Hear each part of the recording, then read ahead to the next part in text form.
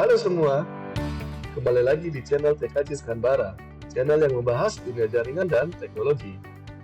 Pada kali ini, kita akan membahas tentang konfigurasi load balancing dan failover dengan menggunakan metode VCC pada mikrotik dengan cara yang sangat sederhana. Nah, sebelum kita membahas terkait konfigurasinya, kita ulas dulu tentang apa sih itu load balancing dan failover. Berikut penjelasannya. Load balancing merupakan metode untuk membagi atau mendistribusikan beban traffic pada jaringan kedua jalur koneksi internet atau lebih. Load balancing bertujuan agar traffic pada jaringan bisa berjalan secara seimbang dan optimal serta bandwidth yang kita dapat dari ISP bisa dimaksimalkan. Nah, metode ini juga digunakan untuk menghindari overload di salah satu jalur koneksi yang kita miliki. Kemudian untuk failover adalah metode untuk mengalihkan traffic jaringan ke line atau jalur lain ketika jalur utama mengalami kegagalan atau putus atau down istilahnya. Cara kerja dari failover akan terdapat minimal dua link atau jalur yang menuju ke internet. Artinya kita memiliki dua ISP di sini.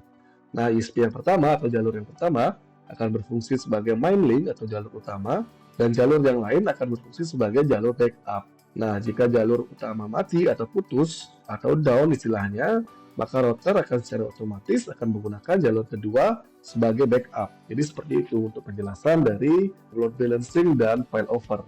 Nah, kemudian untuk topologinya yang akan kita konfigurasi sebentar adalah, nah ini adalah topologi yang ideal pada konfigurasi load balancing. Jadi kita memiliki dua ISP di sini, dan juga tentunya dengan alamat IP yang berbeda dari kedua ISP ini yang akan menuju dari ISP 1 akan masuk ke ETH1 pada router utama, dan ISP kedua akan masuk ke ETH2 pada ISP router utama. Kemudian dari ETH3 atau Ether 3 itu akan langsung menuju ke laptop yang akan saya gunakan dengan IP 10.10.10.1/24. Nah, ini seperti ini contohnya ya. Namun jika kita tidak memiliki dua ISP, artinya kita hanya memiliki satu ISP, apakah kita bisa melakukan konfigurasi load balancing? Sebenarnya bisa, tapi kita harus sedikit mengakalinya. Nah, di sini saya sudah buatkan topologi yang kedua. Jika kita memiliki satu ISP, bagaimana sih caranya penerapannya pada mikrotik? Nah, ini topologinya. Oke, di sini kita memiliki satu ISP. Nah, sebentar kita akan konfigurasi dengan menggunakan topologi yang ini ya. Satu ISP ini dengan IP 192.168.20.1/24 itu akan masuk ke perangkat switch. Jadi di sini kita akan membutuhkan perangkat tambahan ya. Itu ada switch dan satu lagi router yang akan berfungsi sebagai ISP yang kedua. Nah, di sini dari switch masuk sumber internet atau ISP, dari port 2 itu akan langsung menuju ke Ether 1 di router utama. Nah, kemudian yang dari Ether 2 di router utama itu adalah dari router yang kedua yang kita acali sebagai ISP kedua. Nah, sumber internet yang didapatkan dari router kedua ini juga didapatkan dari switch. Nah, jadi dari port ketiga itu masuk ke Ether 1 di router yang kita jadikan ISP kedua. Kemudian dari Ether keduanya memberikan IP yang berbeda. Jadi nanti di sini kita akan ada dua IP yang berbeda gitu ya. Jadi ISP 1 memberikan IP 192.168.20. sekian. Kemudian dari router yang kedua atau router ISP yang kedua itu memberikan IP 192.168.44 sekian ya dari Ether 2 di router ISP yang kedua gitu ya. Nah, seakan-akan di sini ada dua ISP padahal sumbernya hanya satu ISP seperti itu. Kemudian tetap sama dari Ether 3 kita akan berikan IP 10.10.10.1/24 yang akan diterima oleh laptop kita. Nah, di sini juga saya sisipkan juga untuk konfigurasi terkait manajemen bandwidth yang mana nanti akan kita buat juga konfigurasi IP pada menu WLAN pada mikrotik yang kita gunakan. Berhubung di sini kita gunakan mikrotik 9512HUND yang sudah ada wireless-nya. Jadi kita bisa manfaatkan itu nanti untuk pengaturan tambahan terkait manajemen bandwidth. Ada ekstra konfigurasi manajemen bandwidth di konfigurasi kali ini. Oke, dari topologi ini kita akan langsung konfigurasikan. Nah, mungkin untuk konfigurasi di router yang kedua atau ISP2 ini tidak saya tampilkan. Mungkin kalian sudah bisa bagaimana cara konfigurasinya. Konfigurasi sederhana saja di sini, basic konfigurasi. Jadi ESP1 masuk ke Ethernet 1, kemudian Ethernet 2 memberikan IP DHCP server yang nantinya akan dihubungkan ke Ether 2 juga di router utama. Ya, jadi konfigurasi di sini di router ESP2 ini adalah konfigurasi dasar saja. Jadi tidak perlu apa-apa ya. Nah, kita langsung fokus di router utama. Oke, sebelumnya kita buka dulu Winbox. Nah, di sini Winbox dari router utama. Nah, dengan port Airbus 951G 2HND, kita akan coba masuk dengan tanpa password. Pertama, kita akan konfigurasi dasar MikroTik kita. Pertama adalah kita buat identity. Misalkan tadi namanya adalah router utama. Apply, oke. Kemudian kita akan berikan password.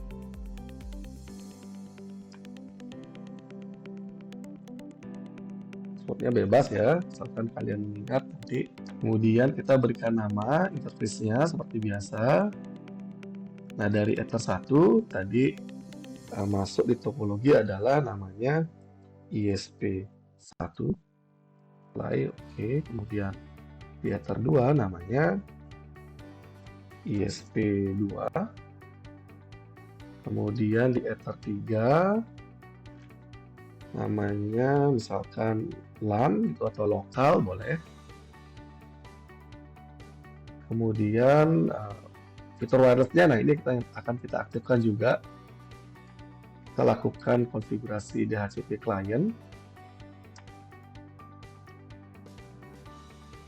Nah, jadi untuk konfigurasi load balancing kita gunakan IP static ya untuk koneksi dari kedua ISP-nya. Nah, di sini kita akan pancing dulu dari ISP1 atau dari Ether 1 berapakah IP yang akan didapatkan. Nah, itu akan kita salin nantinya di IP address pada MikroTik. Oke, nah di sini kita udah dapat yang mana gateway-nya juga sudah tertera ya, 20.1. Nah, kita akan coba kopikan ke IP address. Oke, jadi dapatnya adalah 20.112 dengan gateway 20.1. Ya, ini bisa kita hapus saja.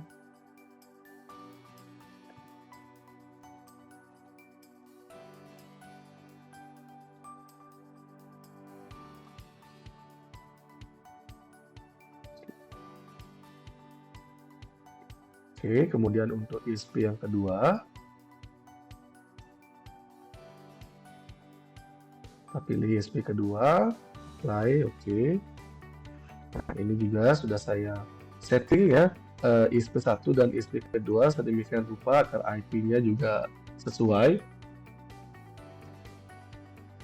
Kemudian kita akan, nah di sini kita akan lihat topologinya sesuai dengan IP yang diberikan. 44 titik sekian dari ISP kedua. Yang kita dapatkan adalah 44.253 dengan gateway 44.1 ya, 44.253.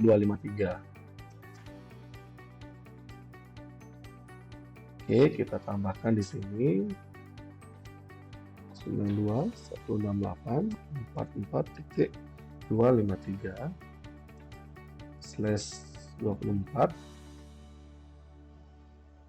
dari ISP kedua. Baik, oke.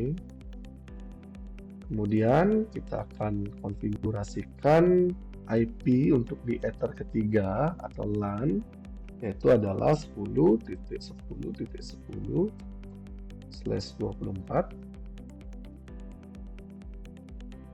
Kemudian dari WLAN juga kita tambahkan IP-nya 172. Misalkan seperti ini ya, 20.20.1/24 juga di Ether WLAN, oke. Kemudian kita coba setting DNS-nya. Oke, DNS yang kita gunakan misalkan adalah DNS Cloudflare atau DNS Google. Boleh saja. Oke, kita centang nomor request-nya. Kita klik apply, oke. Kemudian kita masuk ke konfigurasi routes atau gateway-nya. Nah, di sini kita akan konfigurasi gateway-nya dengan menambahkan gateway dari ISP 1 dan ISP 2. Jadi ISP 1 adalah 192.168.20.1 untuk gateway-nya. Apply, oke, udah disable. Kemudian untuk ISP kedua adalah 192.168.44.1. Oke, disable juga. Sampai di sini konfigurasinya kita akan coba lakukan ping dulu terminal. Oke, login.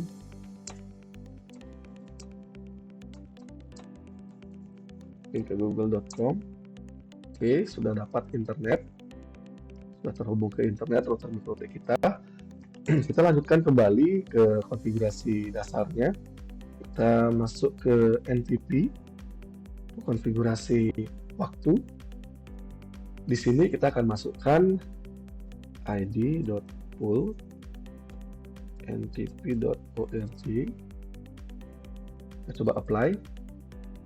Oke, tidak bisa. Oke, kita akan gunakan terminal untuk melakukan ping ke DNS NTP primary-nya gitu ya.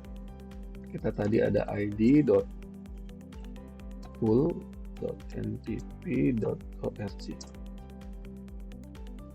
Oke, ini bisa kita copy ke kanan, copy. Sini kita bisa pastikan apply, oke. Kemudian kita coba juga ping ke NTP server yang kedua, yaitu Asia. Ping Asia pool.ntp.org.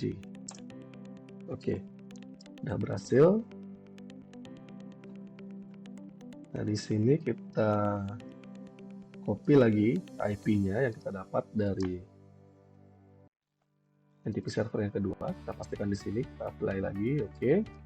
Kemudian setelah men-setting NTP, selanjutnya adalah clock ya. Jadi satu paket NTP dan clock.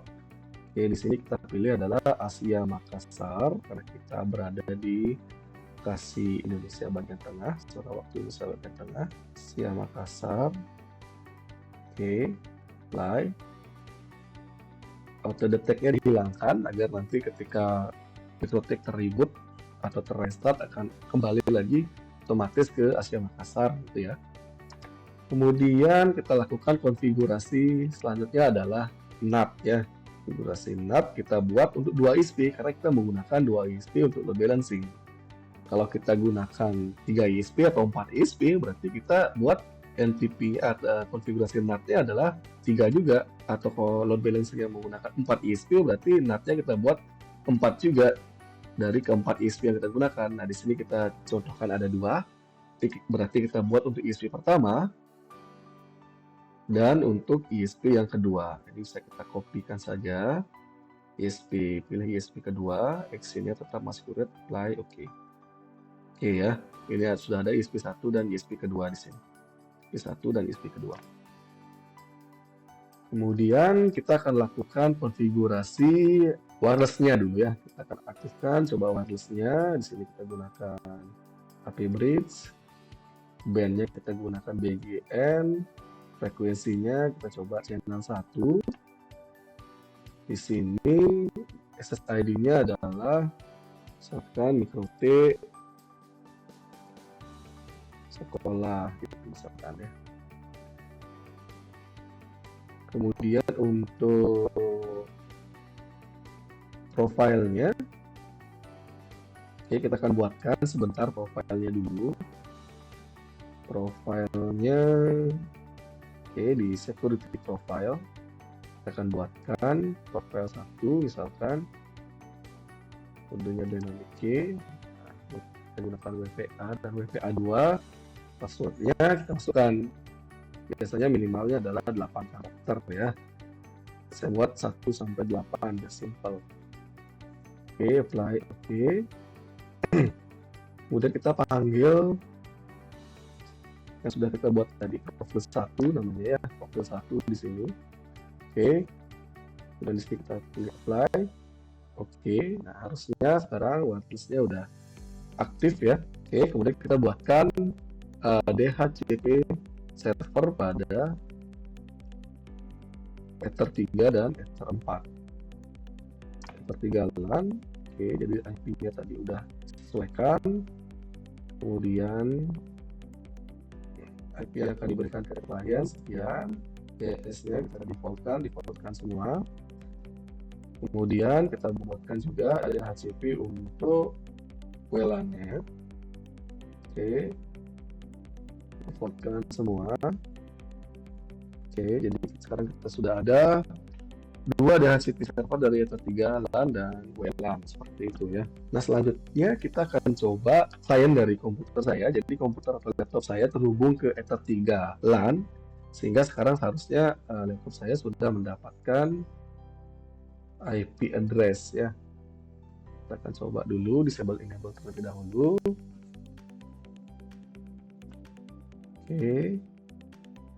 Oke, IP yang didapatkan dari laptop saya adalah 10.10.10.254 dengan gateway /4.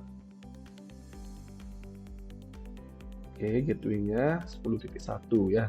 Oke, sudah sesuai dari DHCP yang diberikan. Kita masuk lagi ke Windows dengan menggunakan password yang tadi kita sudah buat. Selanjutnya kita akan lakukan speed test dulu ya untuk melihat kecepatan dari koneksi internet yang kita punya. Nah, di sini saya gunakan speed test nprof.com ya. Jadi di sini saya menyarankan untuk konfigurasi load balancing sebaiknya gunakan speed test nprof.com untuk pengujiannya, karena beberapa yang saya coba speed testnya hanya nprof yang memberikan kecepatan maksimal seperti itu. Oke, nah ini belum ada limitasi bandwidth ataupun load balance-nya juga belum berjalan ya. Caranya mengecek nanti di interface. Nah, di interface yang berjalan itu hanya baru dari ISP1 saja. Jadi ISP2 belum jalan karena kita belum buatkan konfigurasi load balance-nya. Seperti itu.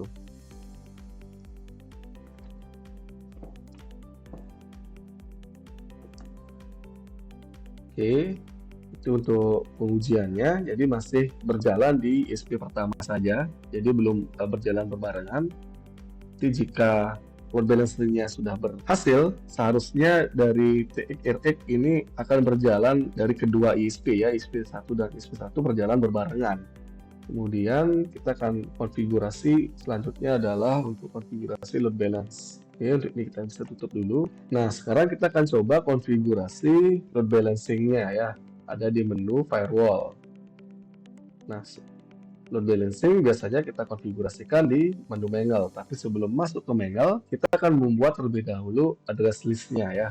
Address list adalah list alamat IP yang kita bisa buat secara custom ataupun secara otomatis gitu ya, dengan menggunakan beberapa menu. Nah, di sini kita akan buat secara custom atau manual. Jadi caranya adalah kita tekan tanda plus. Nah, ini akan menandai IP address yang ada di jaringan lokal kita agar memudahkan nanti ketika kita mengkonfigurasi load balancing seperti itu ya. Jadi alamat IP yang ada di jaringan lokal kita kan ada di Ether 4 dan WLAN ya.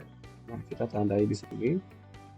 10.10.10.0/24. Nah, itu untuk yang pertama di Ether 3. Untuk yang di Ether wireless atau WLAN, kita berikan nama lokal juga, kemudian dengan IP 172.20.20.0/24 juga. Nah, jadi dengan nama lokal itu akan terbaca nanti ada 2 jaringan ya, ada 2 segmen jaringan yang berbeda dengan nama address listnya lokal seperti itu ya. Nah, kemudian kita masuk ke menu mangle untuk membuat konfigurasi load balancing-nya. Jadi load balancing yang akan kita konfigurasi pada kali ini adalah menggunakan metode PCC. Jadi sebenarnya ada banyak metode pada load balancing, ada PCC, ada ECMP, kemudian ada NTH gitu ya. Untuk metode PCC sendiri itu adalah singkatan dari per connection classifier gitu ya, yang akan bekerja dengan cara memecah traffic data yang melewati router kita ke dalam beberapa stream atau paket. Jadi data atau traffic yang masuk ke router kita itu akan dipecah menjadi beberapa paket. Nah, nanti beberapa paket ini yang nantinya akan dikirimkan melalui jalur koneksi yang berbeda. Kita contohkan di sini ada 2 ISP, berarti nanti paket-paket itu akan dikirimkan melalui 2 jalur itu gitu, agar bebannya seimbang, trafficnya seimbang. Nah, seperti itu ya konsep dari load balance menggunakan metode PCC. Nah, di sini chain yang kita gunakan adalah pre-routing, jadi menandai koneksi yang akan masuk sebelum kita lakukan routing gitu ya, atau sebelum kita rutekan koneksi tersebut. Nah, kita akan tandai dulu. Kemudian advance-nya, nah ini advance di source address list. Kita pilih yang kita buat tadi, yang lokal tadi ya.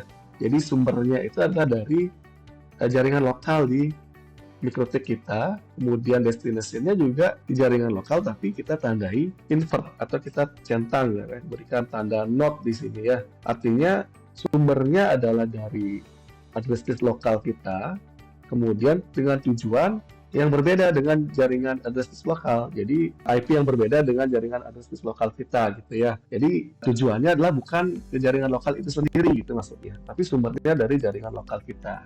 Kemudian pada menu per connection classifier, nah di sini metode PCC yang akan kita gunakan. Di sini kita akan pilih adalah both source address and port. Nah, di sini di kolom pertama itu namanya adalah denominator, kemudian kolom kedua adalah reminder gitu ya. Jadi di bagian denominator kita akan gunakan nilainya 2. Secara sederhananya, karena kita menggunakan 2 ISP, jadi kita gunakan denominatornya adalah 2. Jika perbandingan dari bandwidth ISP 1 dan ISP 2 itu adalah sama atau seimbang, seperti itu ya. Kemudian yang kolom kedua namanya reminder, diawali dengan angka 0 yang pertamanya ya, untuk ISP pertama. Kemudian di bagian ekstra, bagian destination address type, kita gunakan lokal, kemudian kita klik invert.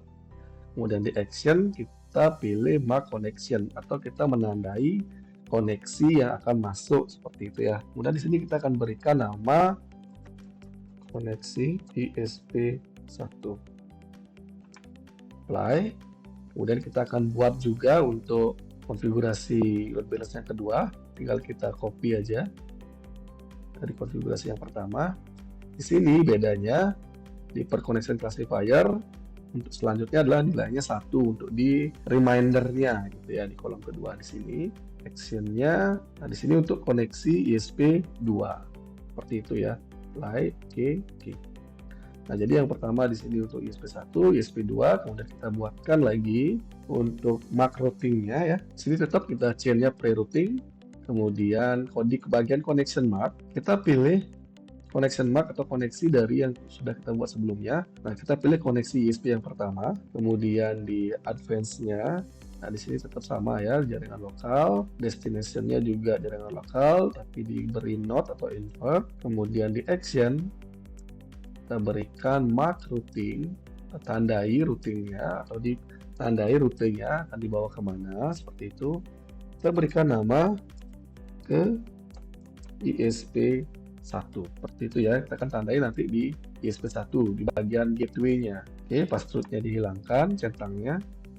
Oke, kemudian kita buat lagi 1 ya, tinggal kita copy saja. Pastikan kalian menekan copy ya. Kemudian di sini berarti di koneksi ISP2. Nah, advance biarkan. Bagian action berarti di sini kita berikan nama ke ISP2. Oke, tetap hilangkan checklist pass-through-nya. Apply oke. Nah, ini sudah oke. Nah, jadi di sini ada 2 MAC connection untuk 2 ISP dan di sini juga ada 2 MAC routing untuk 2 MAC connection yang sudah kita buat tadi. Jadi seperti itu ya. Cukup seperti itu untuk konfigurasi load balance PCC versi dari TKJ Skanbara. Kemudian langkah selanjutnya adalah kita masuk ke menu gateway atau menu routes ya. Nah, di sini kita akan tambahkan lagi MAC routing yang sudah kita buat tadi untuk yang ISP1 dan ISP2. Caranya kita tambahkan di sini. Nah, konfigurasi ini juga fungsinya nanti sebagai failover ya. Jadi sekaligus kita konfigurasikan untuk failovernya di sini juga. Jadi gateway dari ISP1 itu adalah 192 168 T20.1. Oke, kemudian di bagian check gateway-nya dipilih ping, kemudian distance-nya 1, kemudian MAC routing-nya kita pilih untuk ISP1. Oke. Nah, kita tambahkan lagi untuk yang ISP kedua. Di bagian gateway kita masukkan adalah 92168 gitu dari ISP kedua 44.1. Check gateway-nya sama juga ping, distance-nya juga kita berikan nilai 1. Kemudian di MAC routing-nya, nah di sini kita pilih untuk ke ISP 2 ya, dari MAC routing yang kita buat di manual tadi. Oke, apply, oke. Oke, di sini kita udah buatkan untuk konfigurasi file over-nya. Kemudian kita akan lakukan pengujian atau speed test ya untuk konfigurasi load balance dan file over. Untuk pengujiannya kita siapkan menu interface ya. Nanti kita akan perhatikan di TX dan RX-nya ya. Kalau di klien berjalan, untuk speed test bagian download itu di RX nantinya. Kalau upload biasanya di TX. Kita akan coba tempatkan dulu sedemikian rupa akan kelihatan kedua layar dari speed test dan interface list-nya ya. Nah, di sini kita akan coba untuk reload kembali. Oke, kita tunggu. Nah, ini kita start test. Oke, di sini kita perhatikan ya. Oke, nah di sini sudah berjalan ya. Dari dua ISP sudah ada koneksi yang berjalan. Ya, jadi 40, 30 atau 30 30 seimbang ya. Jalan. Yang penting di sini satuannya sama-sama Mbps ya. Jadi sudah ada dua ISP yang digunakan untuk konfigurasi load balancing ini. Di bagian upload juga sama.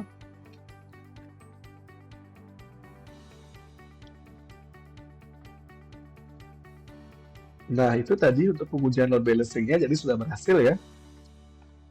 Selanjutnya kita akan coba dengan pengujian file over. Jadi pengujiannya adalah seperti ini. Jadi misalkan dari ISP1 koneksinya down atau mati gitu ya. Jadi kita bisa dengan cara disable saja di sini. Dari interface-nya langsung di ISP1 kita disable. Apakah nanti koneksi internet dari klien itu masih tetap bisa berjalan seperti itu ya. Kita coba restart di sini. Oke, ternyata masih jalan ya. Nah, di sini trafficnya dari ISP2 saja yang berjalan. Oke, kita tunggu.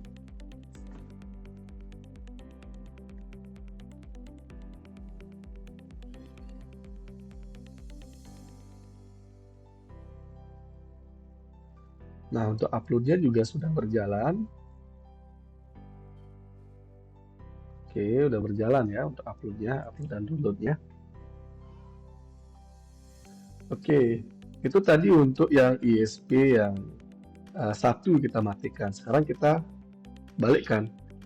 ISP1 kita hidupkan lagi. Sekarang ISP2 yang kita matikan. Artinya kalau ketika ISP2 down, apakah koneksi internet bisa di backup dari ISP1 saja sekarang? Kita coba, kita restart lagi speed testnya. Oke, kita perhatikan di bagian ISP1 ya sekarang ya. Nah, udah berjalan juga ya, kan sampai 70 ya. Di interface testnya berjalan sampai 70. Di speed testnya ya hampir mencapai 70 ya. Kemudian untuk uploadnya juga berjalan juga ya. Artinya konfigurasi file over juga berhasil kita konfigurasikan. Load balancing tadi juga kita ujikan. Ketika di speed test itu ISP1 dan ISP2 berjalan juga secara bersama-sama.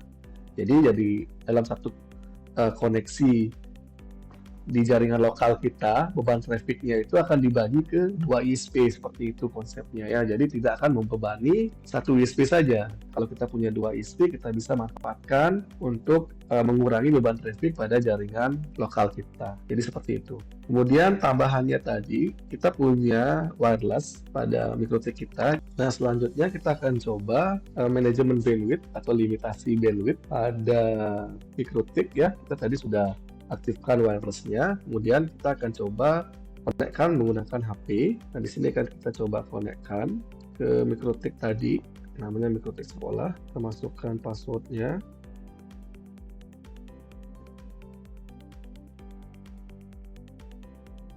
Oke, connected. Nah, di sini kita akan coba lakukan speed test ya.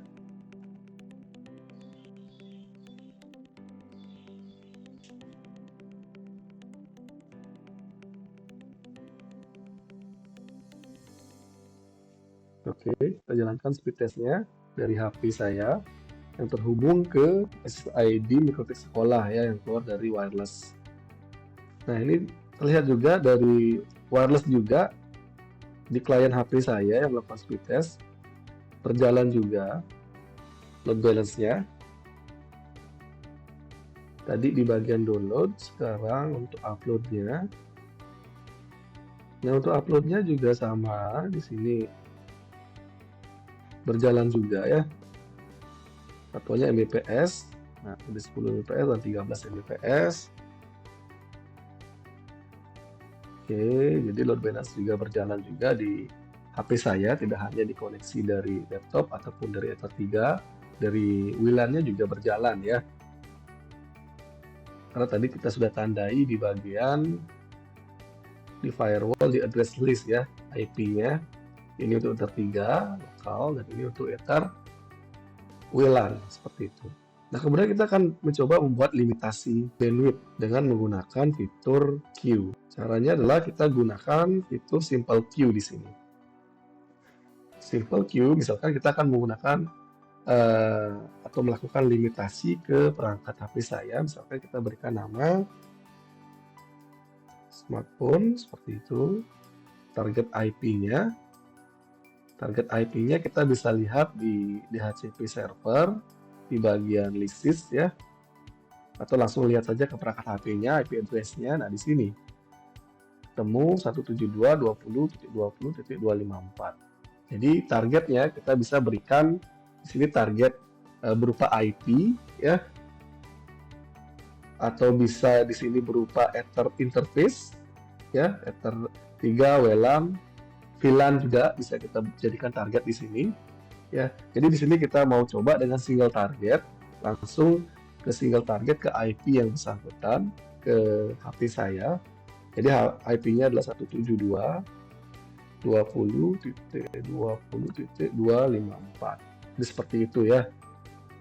Kemudian di sini berikan limitasi, kalau tadi sampai 30 Mbps, sekarang coba saya akan berikan hanya 10 Mbps saja, misalkan limitasinya. Kita beri klik apply, oke. Nah, di sini akan muncul nanti dengan nama smartphone, IP-nya, kemudian limitasinya tadi ya, upload download-nya 10 dan 10. Nah, di sini upload dan download yang real time berjalan saat sekarang. Kita akan coba lakukan speed test di HP. Oke, di HP sudah terlimit 10 Mbps dan konfigurasi load balance juga berjalan ya. Jadi hanya 10 Mbps totalnya yang akan berjalan sesuai dengan limitasi yang kita buat. Dan di sini juga merah ya, simbol dari queue-nya, artinya bandwidth yang digunakan sudah maksimal. Itu untuk downloadnya. Di sini juga kita bisa monitoring juga tadi ya untuk downloadnya. Nah, kemudian sekarang untuk uploadnya, oke, untuk uploadnya juga. Nah, di sini juga udah merah juga logonya.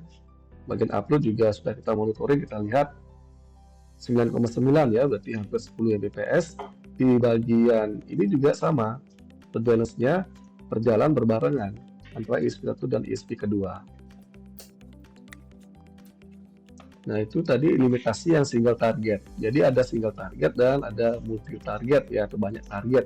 Misalkan kita mau limitasi dengan ditambahkan klien yang berbeda, itu bisa target yang berbeda. Misalkan untuk laptop saya gitu juga ya. Tadi mendapatkan IP 10.10.10.254, bisa kita tambahkan di bawahnya 10.10.10.254. Artinya nanti kedua IP ini akan dilimitasi dan diberikan bandwidth total sebesar uploadnya 10 Mbps, downloadnya juga 10 Mbps. Jadi bandwidth yang diberikan ini dibagi untuk dua target, seperti itu ya, dua target. Kita akan coba apply, kemudian OK. Kita akan coba di sini dua target. Kita akan coba jalankan berbarengan speed test di HP dan speed test yang ada di laptop saya. Oke, kita coba barengan.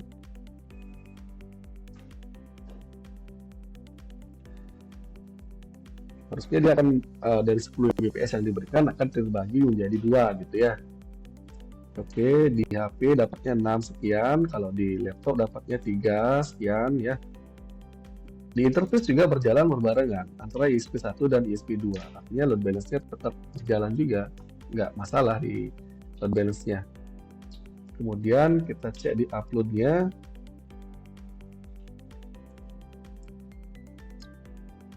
Oke, nah di laptop berjalan sekitar 3 atau 2 Mbps.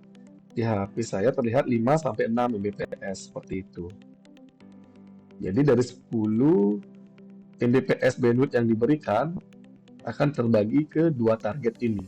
Kalau 3 target gimana ya? Ketiga target nanti terbaginya. Seperti itu ya.